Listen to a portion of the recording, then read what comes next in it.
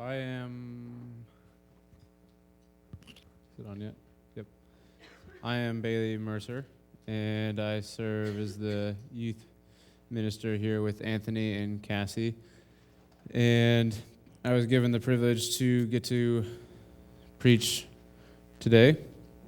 I want to begin with saying thank you for all of you guys' prayers and support with me going to BBC, Boise Bible College, and it was just a really good opportunity. I appreciate all the prayers. It's not always easy. Currently, I work with PCA, which is our Paramount Christian Academy over across in the youth building, and love working with them. I get to manage all of our field trips, and I get to deal with a lot of our scheduling for some of the employees, as well as some various other stuff like, going on field trips with the kids, the hard stuff. Before, I actually used to train to become a mechanic.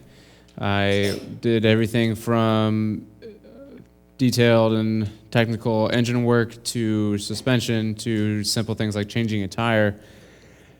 I loved working on cars.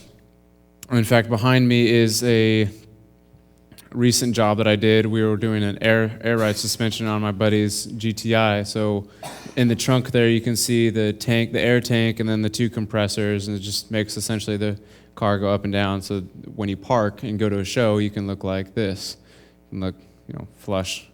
Not that means anything to you, but you look good, and then you can raise up to leave and drive away.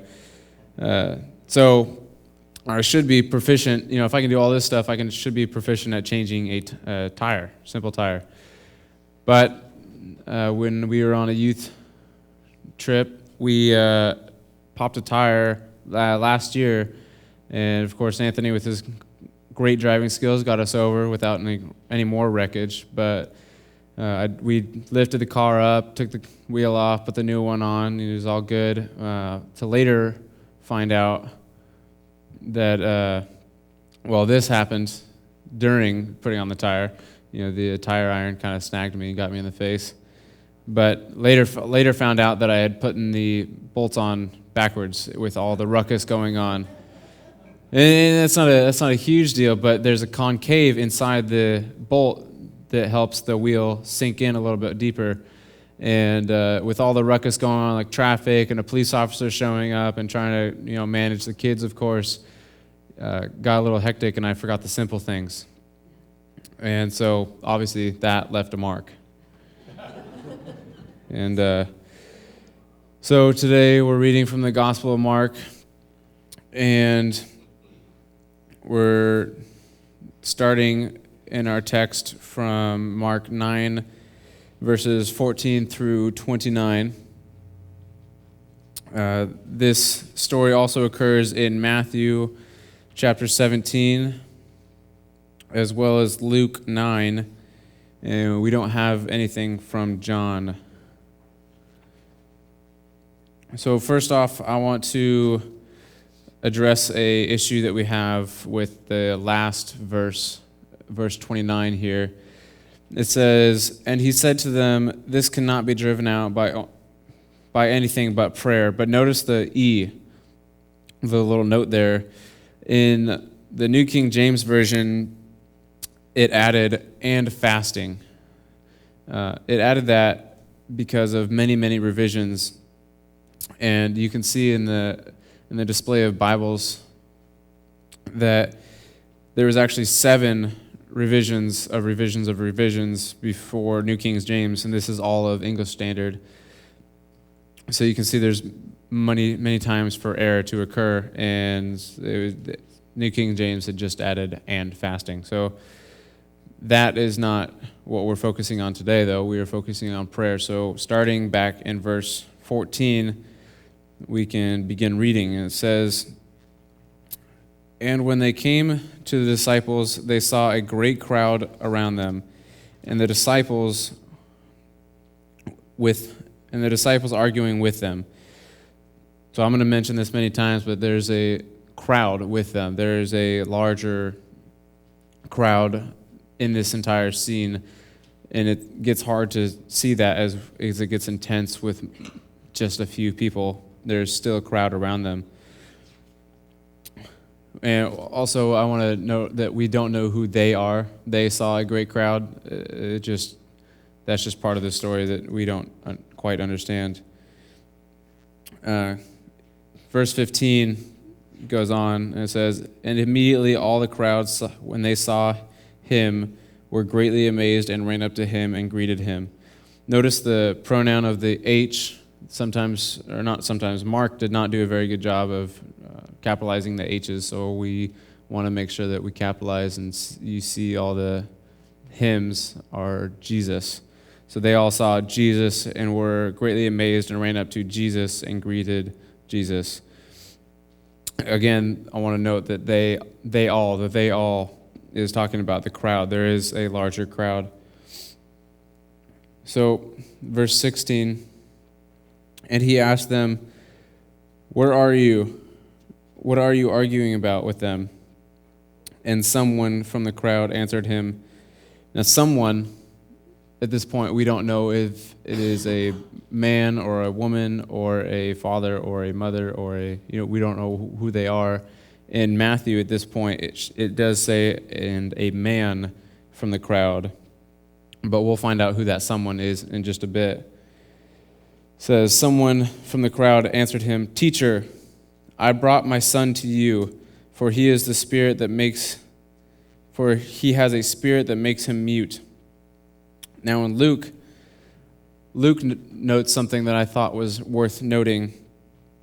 It says, "Teacher, I brought my only son to you." This is his only son. This is not a family of many kids. This is a one child, which makes this much more personal to him. This is the one person that he has to care for. "For he has a spirit that makes him mute." That spirit makes him mute. This is why it's special that it's his one and only child, because that's the one that he cares for. And so verse 18 goes on, "And whenever it seizes him, it throws him down, and he foams and grinds his teeth and becomes rigid." Luke also mentions that these could be close to seizures. As it says, "and whenever it seizes him," Luke being the doctor, we looked at that, and it looks like he seems to think it's seizure-like. "So I asked your disciples to cast it out, but they were not able to." Now, disciples are supposed to be the powerful people that were chosen by God and by Jesus to use their powers as healing, to use their powers for the work of God. And yet the disciples still could not cast away this demon.